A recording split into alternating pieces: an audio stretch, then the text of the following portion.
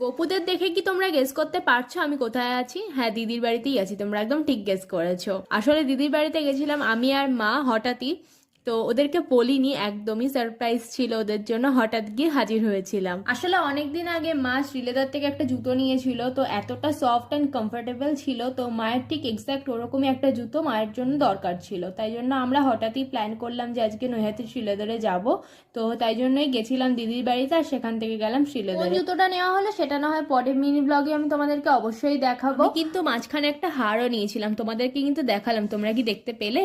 আর মাও একটা নিয়েছিল, সেগুলো তোমাদের সাথে আমি নেক্সট মিনি ব্লগে অবশ্যই শেয়ার করবো। জুতোটা তো শেয়ার করবোই, তার সাথে এগুলোও শেয়ার করব। আর নৈহাটি এসেছি, বড় মায়ের দর্শন হবে না এটা তো হতে পারে না। তো বড় মায়ের আরতি দেখে আমরা পাঁপড় খেতে খেতে ফাঁকা ট্রেনে একদম পা মেলে দিয়ে বাড়িতে চললাম। দিনটা এভাবেই কাটলো, একটা বড় ব্লগও আমি বানিয়েছি এই দিনটা নিয়ে।